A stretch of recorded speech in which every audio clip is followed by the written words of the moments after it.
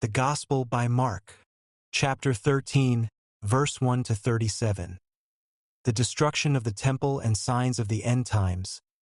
As Jesus was leaving the temple, one of his disciples said to him, "Look, teacher, what massive stones!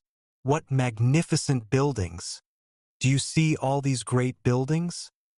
Replied Jesus, "Not one stone here will be left on another, every one will be thrown down." As Jesus was sitting on the Mount of Olives opposite the temple, Peter, James, John and Andrew asked him privately, "Tell us, when will these things happen? And what will be the sign that they are all about to be fulfilled?" Jesus said to them, "Watch out that no one deceives you. Many will come in my name, claiming, 'I am he,' and will deceive many. When you hear of wars and rumors of wars, do not be alarmed. Such things must happen, but the end is still to come. Nation will rise against nation, and kingdom against kingdom. There will be earthquakes in various places and famines. These are the beginning of birth pains. You must be on your guard. You will be handed over to the local councils and flogged in the synagogues. On account of me you will stand before governors and kings as witnesses to them. And the gospel must first be preached to all nations. Whenever you are arrested and brought to trial, do not worry beforehand about what to say. Just say whatever is given you at the time, for it is not you speaking, but the Holy Spirit. Brother will betray brother to death, and a father his child. Children will rebel against their parents and have them put to death. Everyone will hate you because of me, but the one who stands firm to the end will be saved. When you see the abomination that causes desolation standing where it does not belong, let the reader understand. Then let those who are in Judea flee to the mountains. Let no one on the housetop go down or enter the house to take anything out.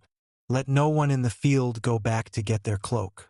How dreadful it will be in those days for pregnant women and nursing mothers. Pray that this will not take place in winter, because those will be days of distress unequaled from the beginning, when God created the world until now, and never to be equaled again. If the Lord had not cut short those days, no one would survive. But for the sake of the elect, whom he has chosen, he has shortened them. At that time if anyone says to you, 'Look, here is the Messiah,' or 'Look, there he is,' do not believe it. For false messiahs and false prophets will appear and perform signs and wonders to deceive, if possible, even the elect. So be on your guard. I have told you everything ahead of time. But in those days following that distress, the sun will be darkened, and the moon will not give its light. The stars will fall from the sky, and the heavenly bodies will be shaken. At that time people will see the Son of Man coming in clouds with great power and glory. And he will send his angels and gather his elect from the four winds, from the ends of the earth to the ends of the heavens. Now learn this lesson from the fig tree. As soon as its twigs get tender and its leaves come out, you know that summer is near. Even so, when you see these things happening, you know that it is near, right at the door. Truly I tell you, this generation will certainly not pass away until all these things have happened. Heaven and earth will pass away, but my words will never pass away. The day and hour unknown. But about that day or hour no one knows, not even the angels in heaven, nor the Son, but only the Father. Be on guard. Be alert. You do not know when that time will come. It's like a man going away. He leaves his house and puts his servants in charge, each with their assigned task, and tells the one at the door to keep watch. Therefore keep watch, because you do not know when the owner of the house will come back, whether in the evening or at midnight or when the rooster crows or at dawn. If he comes suddenly, do not let him find you sleeping. What I say to you, I say to everyone, watch. Chapter 14, verse 1 to 72. Jesus anointed at Bethany. Now the Passover and the festival of unleavened bread were only 2 days away, and the chief priests and the teachers of the law were scheming to arrest Jesus secretly and kill him. But not during the festival, they said, or the people may riot. While he was in Bethany, reclining at the table in the home of Simon the leper, a woman came with an alabaster jar of very expensive perfume, made of pure nard. She broke the jar and poured the perfume on his head. Some of those present were saying indignantly to one another, "Why this waste of perfume? It could have been sold for more than a year's wages and the money given to the poor." And they rebuked her harshly. "Leave her alone," said Jesus. "Why are you bothering her? She has done a beautiful thing to me. The poor you will always have with you, and you can help them any time you want.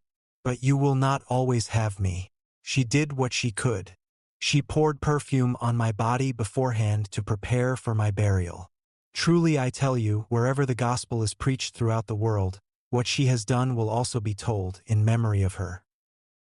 Then Judas Iscariot, one of the 12, went to the chief priests to betray Jesus to them. They were delighted to hear this and promised to give him money. So he watched for an opportunity to hand him over.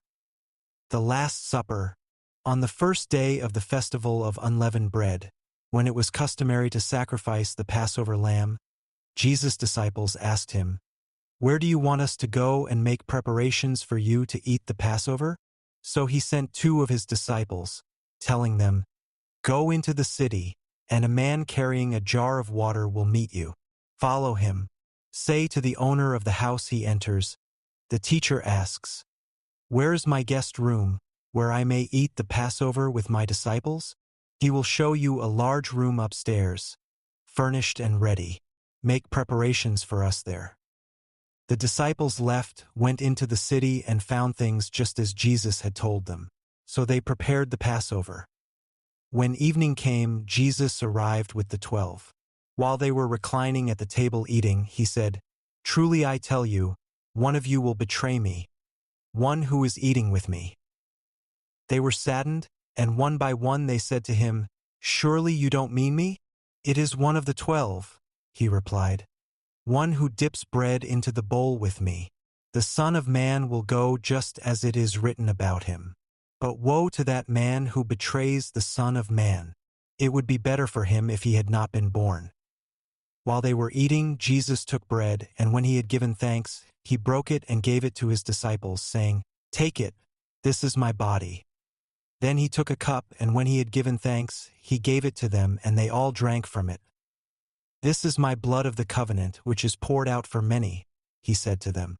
"Truly I tell you, I will not drink again from the fruit of the vine until that day when I drink it new in the kingdom of God." When they had sung a hymn, they went out to the Mount of Olives. Jesus predicts Peter's denial. "You will all fall away," Jesus told them, "for it is written, 'I will strike the shepherd, and the sheep will be scattered.' But after I have risen, I will go ahead of you into Galilee," Peter declared. "Even if all fall away, I will not." "Truly I tell you," Jesus answered, "today, yes, tonight, before the rooster crows twice, you yourself will disown me 3 times. But Peter insisted emphatically, "Even if I have to die with you, I will never disown you."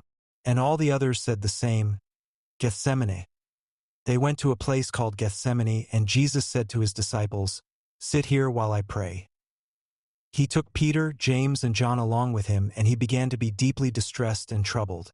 "My soul is overwhelmed with sorrow to the point of death," he said to them. "Stay here and keep watch." Going a little farther, he fell to the ground and prayed that if possible the hour might pass from him.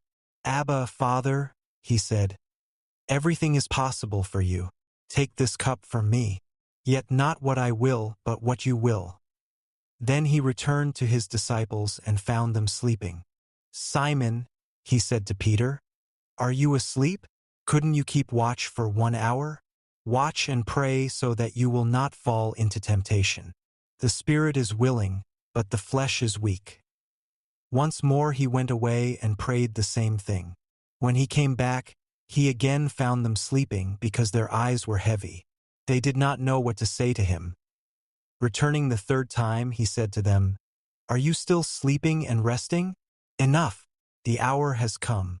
Look, the Son of Man is delivered into the hands of sinners. Rise, let us go. Here comes my betrayer." Jesus arrested. Just as he was speaking, Judas, one of the 12, appeared.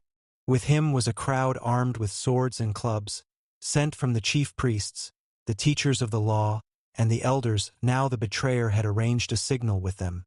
"The one I kiss is the man. Arrest him and lead him away under guard."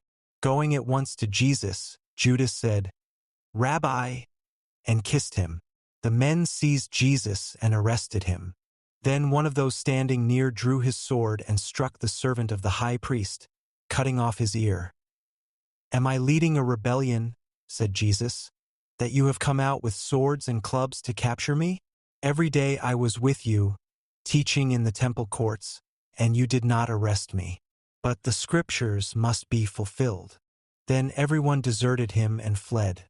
A young man, wearing nothing but a linen garment, was following Jesus.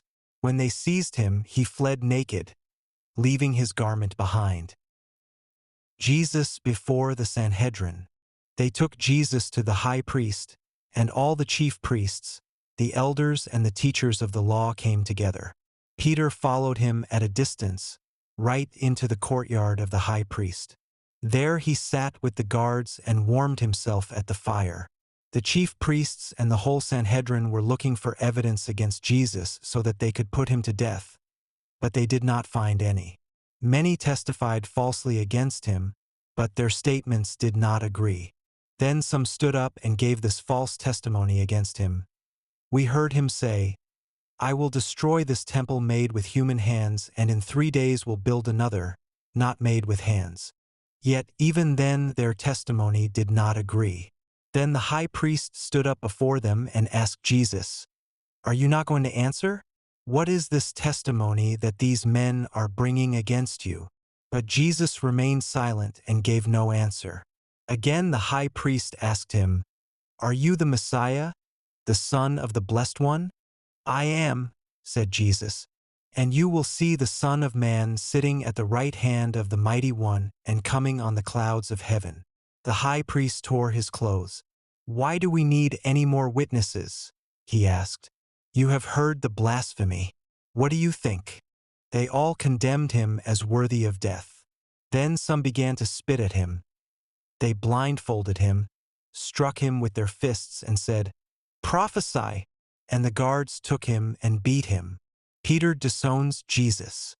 While Peter was below in the courtyard, one of the servant girls of the high priest came by. When she saw Peter warming himself, she looked closely at him. "You also were with that Nazarene Jesus," she said. But he denied it. "I don't know or understand what you're talking about," he said, and went out into the entryway. When the servant girl saw him there, she said again to those standing around, "This fellow is one of them." Again he denied it. After a little while, those standing near said to Peter, "Surely you are one of them, for you are a Galilean." He began to call down curses, and he swore to them, "I don't know this man you're talking about." Immediately the rooster crowed the second time. Then Peter remembered the word Jesus had spoken to him, "Before the rooster crows twice you will disown me 3 times." And he broke down and wept.